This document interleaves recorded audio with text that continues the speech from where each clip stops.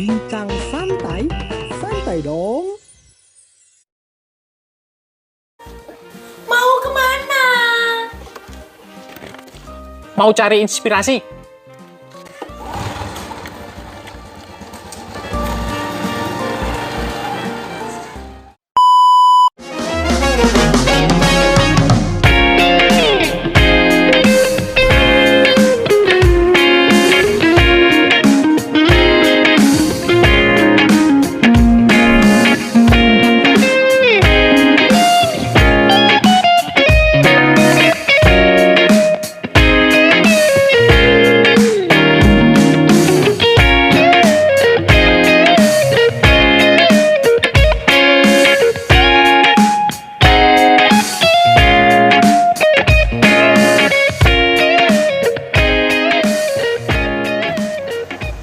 Sobat Bahagia, kita ketemu lagi. Sekarang kita berada di komplek Gedung Paroki Santo Pius X Karanganyar.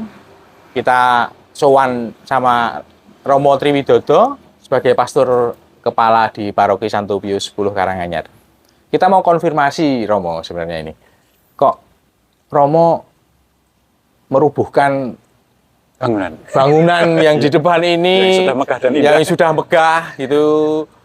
Ini gedung Romo, Ruang Veronica. Ruang Veronica ini aula ya, aula besar, kemudian aula ini rencananya juga mau dirubuhkan ya. Romo kok merubuhkan gedung gitu. Kemudian rencananya juga atap ini juga mau diobrak-abrik sama Romo gitu. Ini maksudnya apa sih Romo gitu? Ini Datang-datang kok membawa kerusakan ya? Iya. Romo baru saja ya mungkin datang ini terus buat rencana sing yang ngobrak-abrik dan merubuh-rubuhkan gitu. Ini maksudnya seperti apa ini Romo? Ini konfirmasi ini. Ya. Pas Sobat Bahagia yang terkasih, ketika saya datang ke Paroki Karanganyar ini tanggal 20 Agustus tahun 2020, itu dalam kondisi masih pandemi. Sehingga perjumpaan-perjumpaan dengan umat masih terbatas. Seiring perjalanan waktu ketika masuk new normal, lalu pelayanan mulai masuk ke tataran yang normal.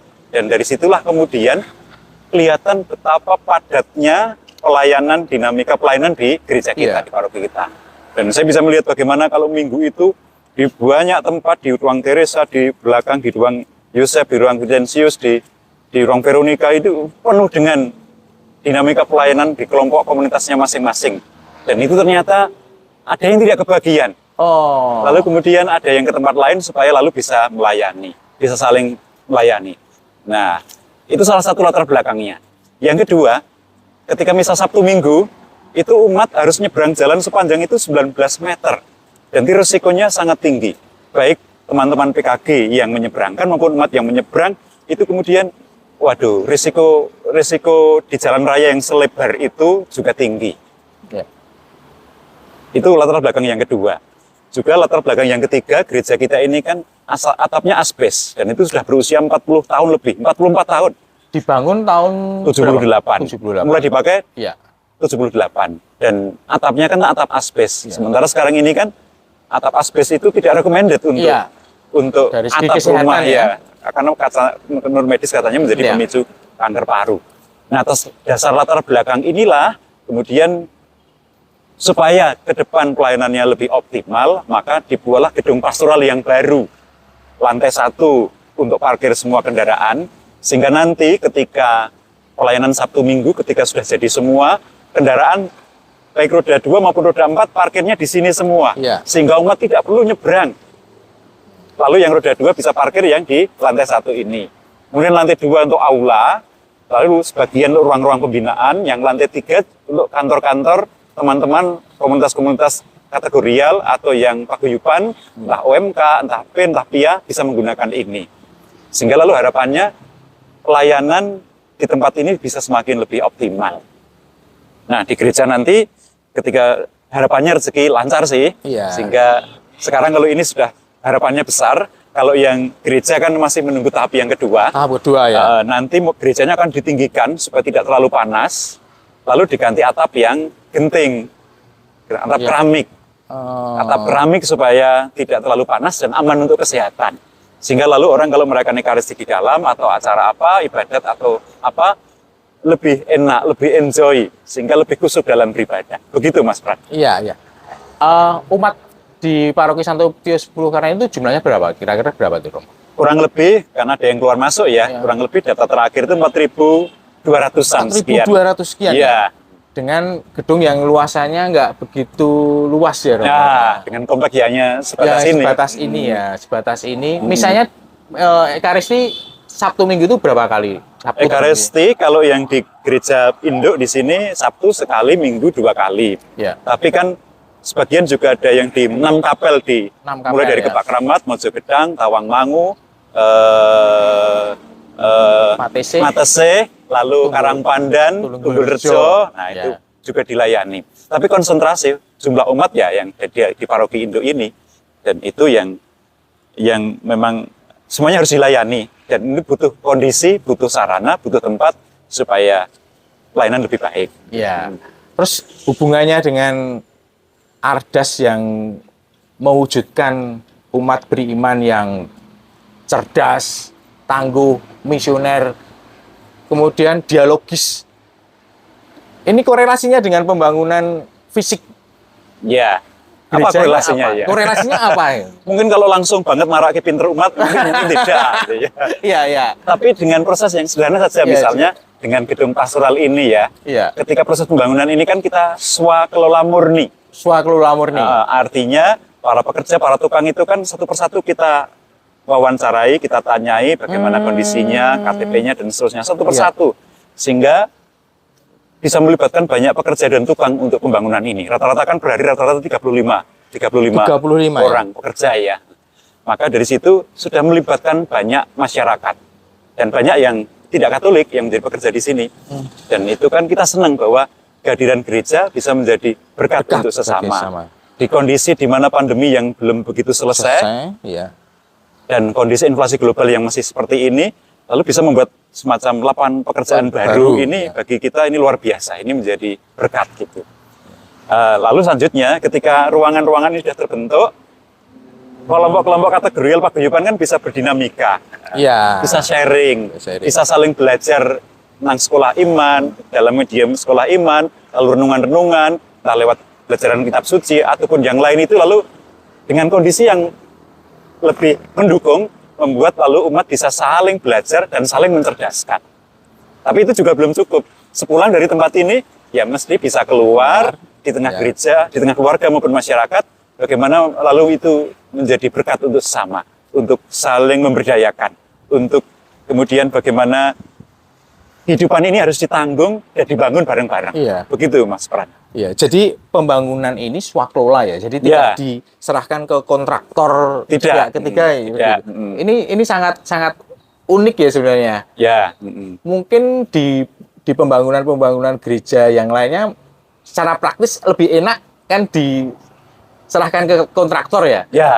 Karena praktek. Tapi dari ini korelasinya tadi ya dengan Ardas tadi juga korelasinya seperti itu ya, Romo? Betul, untuk memberdayakan, ngewongke, menyapa, membuat persaudaraan yang semakin guyup, lalu dengan begitu saling berinteraksi, saling belajar. Itu kan bagian dari proses pencerdasan. Kurang lebih seperti itu. Lebih seperti itu, Romo. Pembangunan dan renovasi komplek gereja ini membutuhkan dana yang begitu besar. Ini Romo dan umat ini dalam pikirannya, wah, mungkin sobat bahagia berpikir, wah, Romo sugih duit dan umatnya juga sugih duit gitu. Nah, iya pasti kan butuh dana yang begitu besar toh Romo. Ini bagaimana Romo untuk penggalangan dana seperti ini? Sobat bahagia yang terkasih, sejatinya yang kaya itu bukan umat. Apalagi saya nggak punya apa-apa. Yang saya punya hanya raga aja, rambutnya udah putih ya. Tapi yang kaya sejatinya yang di atas. Betul. Itu yang sumber kekayaan kita, yang menjadi sumber juga lalu penggerak kita untuk merenovasi ini, ya yang di atas. Maka sejatinya yang punya gawe atas semuanya ini ya Tuhan Allah sendiri. Kita ini ya apa ya istilahnya, perpanjangan tangannya, pion-pionnya yang mewujudkan ini gitu. Maka kalau bertanya sumbernya dari mana? Dari umat iya, tapi yang pokok dari Tuhan Allah. Tuhan Allah lalu memberikan rezeki pada umat, juga warga masyarakat, lalu supaya ambil bagian dalam karya Allah ini. Maka ini saya tidak pernah mengatakan ini karya umat atau karya saya, apalagi tidak. Tapi ini sungguh-sungguh karena karya Allah sendiri, dan kita terlibat ambil bagian dalam karya itu, kita mendukung gitu. Nah, untuk selanjutnya Romo, setelah ini berapa tahun Romo pembangunan ini? Harapannya berapa tahun? Ini yang gedung pastoral ini pastoral 1 tahun, nanti November selesai. Lalu tahap berikutnya, tahap yang kedua adalah renovasi gereja ini. Tapi harus menunggu dulu, menunggu dana dulu. Menunggu, berharap pada Tuhan Allah supaya menggerakkan umatnya dan siapapun untuk masuk pada tahap yang kedua untuk pembangunan renovasi gereja ini. Dan itu butuh waktu, butuh dana 60% untuk tahap yang kedua. Oh, 60% justru 60% sudah terkumpul, baru bisa menjalani ini. Tapi sebelum itu ya harus mencari dulu, harus berusaha dulu, banyak berdoa, banyak menjalin relasi, harus dulu main ngasto, minta kesana kemari gitu. Nah, kalau sudah terkumpul 60% dari total dana untuk yang tahap yang kedua untuk pembangunan gereja, baru kita mulai tahap yang kedua. Jadi rentang waktunya ini setahun, nanti setahun break, lalu mungkin tahun yang 2024 pertengahan lah, gitu, lalu atau awal gitu, bisa sudah mulai untuk pembangunan ini. Nah, setelah selesai nih Romo, selesai harapannya khususnya untuk umat Paroki Santo Pius 10 Karanganyar ini apa Romo? Harapan besarnya gitu. Bahasa yang sederhana, supaya pelayanan di tempat ini, di tengah paroki ini bisa lebih optimal. Bisa melibatkan banyak umat yang semula tidak terlibat, namun kemudian bisa terlibat dalam pelayanan itu. Kalau dalam bahasa Biblisnya atau bahasa hukumnya sebenarnya berlaku ini. Salus animarum suprema lex. Jadi keselamatan jiwa-jiwa itu adalah hukum yang tertinggi. Dan itu yang menjadi spirit gereja selama 2000 tahun lebih ini. Maka apa? Dengan ketika pelayanan bisa menjadi optimal, harapannya lalu banyak umat yang mengalami sukacita, kebahagiaan, dan boleh mengalami yang namanya keselamatan. Maka salus animarum suprema lex. Keselamatan jiwa-jiwa adalah hukum tertinggi. Dan itu yang menjadi spirit sekaligus yang menjadi goal dari seluruh pelayanan kita di paroki ini. Terima kasih. Nah, ini sudah terkonfirmasi ya Romo. Kenapa Romo merubuhkan gedung ini, kemudian mau ternyata tidak ngobrak-abrik ya Romo. Ternyata tidak merubuhkan. Tapi ngobrak-abrik, makanya itu ya. Ternyata itu ya konfirmasinya sudah. Nah, sekarang Sobat Bahagia, mungkin Romo mau menyampaikan hal yang lebih dari ini, monggo silakan Romo. Baik, Sobat Bahagia yang terkasih. Sudah saya sampaikan tadi bahwa semuanya ini adalah karya Allah. Maka saya mengajak seluruh Sobat Bahagia agar kita terlibat dalam karya Allah yang luar biasa ini. Dengan cara kita masing-masing. Yang punya tabungan, daripada uangnya menjamur di bank, lalu bisa dibagikan.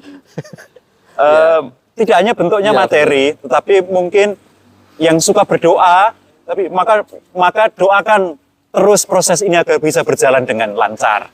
Yang punya semangat lalu menyemangati panitia yang terlibat, seluruh umat agar terlibat dalam proses ini.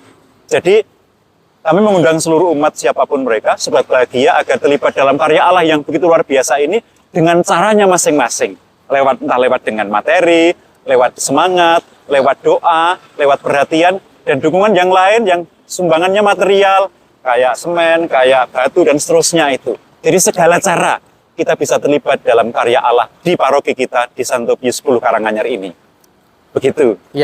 Itu Sobat Bahagia. Begitu Sobat Bahagia, kita sudah ada konfirmasi dan juga harapan dari Romo Triwidodo untuk pembangunan dan renovasi gereja ini. Mungkin cukup itu Romo, terima kasih sekali kita bisa sowan ke Romo, memberitakan hal-hal yang bisa diterima oleh Sobat Bahagia semuanya.